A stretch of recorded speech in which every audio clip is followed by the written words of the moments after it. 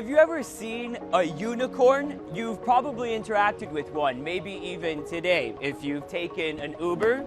Are you Samuel? Yeah, that's me. It's fine. It's a new phenomenon when startups grow so fast and so big that even before they've become publicly traded companies, they're already worth at least $1 billion. Just a few years ago, their scarcity and improbability linked them to the mythical horned creature. Now there are hundreds of them, and some are even worth tens of billions of dollars. In today's show, we're going to meet the people behind them to see how these startups rose up and shrugged off their shadowy legend. I'm Samuel Burke in London. Welcome to Unicorns.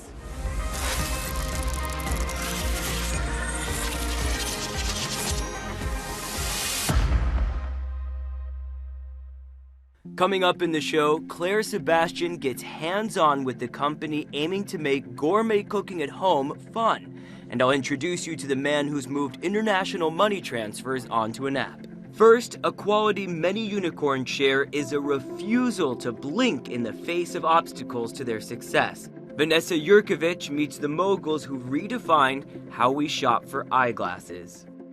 Online shopping is expected to reach almost $500 billion in the next 3 years. But brick-and-mortar stores still bring in 10 times that. So how do you appeal to the shopper of today and tomorrow? Be in both places at the same time. We're finding that customers are really responding and voting with their wallets when we open a store. And then it also creates awareness and drives business to online sales as well. Neil Blumenthal and Dave Gilboa started Warby Parker out of their New York apartments 6 years ago. Today, the company's been valued at more than $1 billion.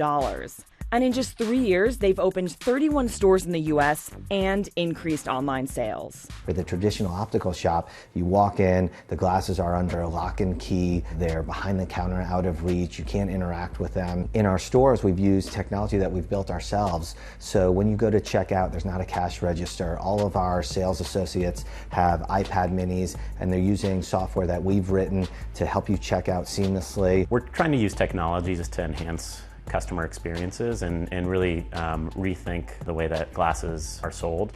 That includes a user profile, just like you would have on social media. That sales associate can take a picture of you wearing the glasses, send you a nicely formatted email with a click, and you can shop out on your way home.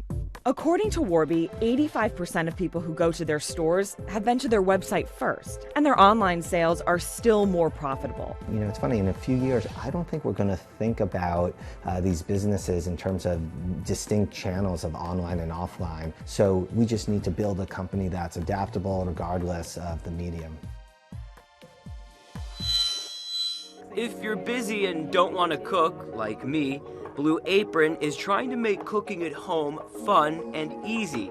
Claire Sebastian has seen this company all the way from unicorn to publicly traded company. Let's watch her put a Blue Apron food box to the test. All right, do you want to open up, see what we've got? One of us is an experienced home cook. The other, well, a novice would be the kindest way to put it. We're digging into Blue Apron. The 5-year-old company is trying to change the way people buy food. Blue Apron has teamed up with more than 150 farms and entered the meal kit market. It's a crowded marketplace. More than 150 meal kit delivery companies are competing for your dollar. Blue Apron has tried to eliminate the grocery store step, sending 8 million meal kits per month straight from the farm to the kitchen counter. The ingredients for each meal run around $10. I am going to be making the pork chops and honey mustard pan sauce. So I think I'll make the spicy elote-style vegetable tostadas. Cilantro. That's going to be you, because you are That's making going to be the elote. me, yeah. The tarragon is mine. One line. That should be yours. Good. You see, I'm already finding this slightly intimidating. This is something that does require time commitment.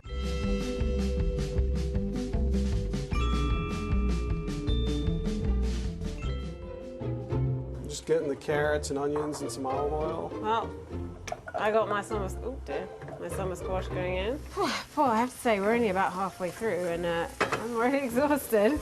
If you sign up for Blue Apron and expect it's like, wait a minute, this is harder than making a peanut butter and jelly sandwich, then fool on It's you. a lot harder than that. The moment I've been waiting for, the meat at long last.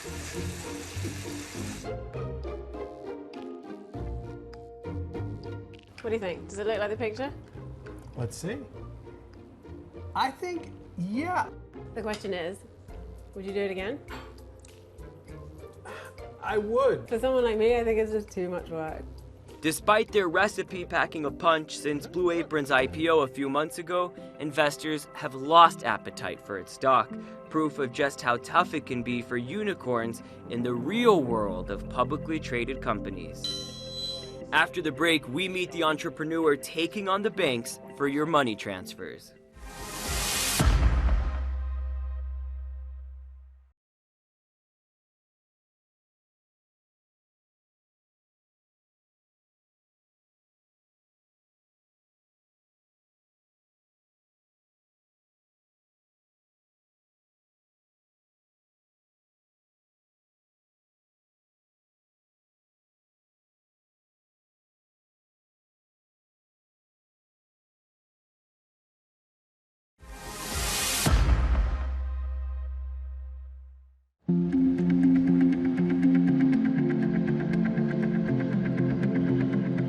This doesn't look like a financial hub, but here in Shoreditch, a hipster haven in East London, more and more startups are calling these graffiti-clad buildings and converted warehouses home. In this building, our next unicorn is disrupting the way we send money across borders. What is Transferwise? How does it work?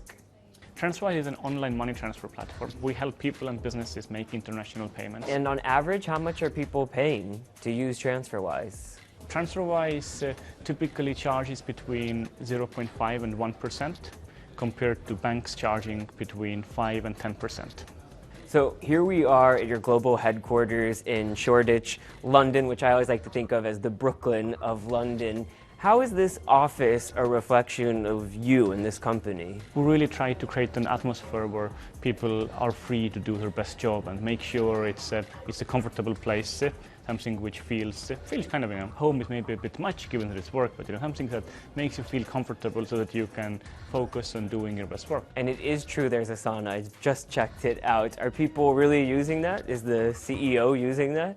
Yeah, absolutely. What's been the biggest challenge making this company a global company? The biggest challenge for Transferwise is how to win the trust of our consumers. And what would you say to someone like my mom who says, oh, I might have to pay a little bit more at the bank, but that's the way I know, too complicated and too risky to do it online? So we're transferring more than £1 billion every month. There are more than 1 million happy customers using Transferwise. A lot of tech companies like to flex their muscle and talk about the big valuations that they have, and you totally shy away from that. So I don't think the valuation of a privately held tech company or even a publicly held tech company is the most important thing. It's much more important what you're doing for your customers. So you never think about your valuation? No. Never? Never. Seriously? Seriously. I'm hearing more and more from tech companies that they don't feel the pressure to go for that IPO the way they did a few years ago.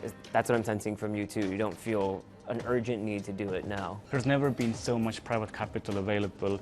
Therefore, IPO as a way to access capital markets has become much less exciting. As much as Transferwise is disrupting the conventional idea of international money transfers, this Chinese woman has caused a similar shakeup in her country's vacation home rental market. Suja is a Chinese startup worth more than $1 billion. It's a vacation rental website, but co-founder Melissa Yang says it's not just an Airbnb copycat. Now, your company Suja has been described as the Airbnb of China, but I know that you take issue with that description. How come? We feel like we are not copying anybody's business model. What our goal is actually to serve Chinese customers, because fundamentally there are some differences between Chinese travelers versus American travelers. So in US, people in general start to book a hotel or a vacation home a month ahead of time. So in China, the pace is very fast. The average booking time is actually 1 week. So that's why, more than 80% of our properties are instant bookable. Airbnb recently relaunched itself in China. They came out with a brand new Chinese name, and they said they're going to triple staff here. Is it too late for them? Their advantages is they have a lot of properties all around the world. So they actually focus to get Chinese travelers out overseas and bring foreigners come to China. This is where their strength is. I think this is a smart strategy. For Suja, we are a local Chinese company. I strongly believe we know China travelers the best. So I'm pretty confident about Suja's success in China. Are there any plans for expansion into other countries? Overseas is really an area, Suja has been focusing on. My Japan team told me bookings has been growing 300% this year compared to last year.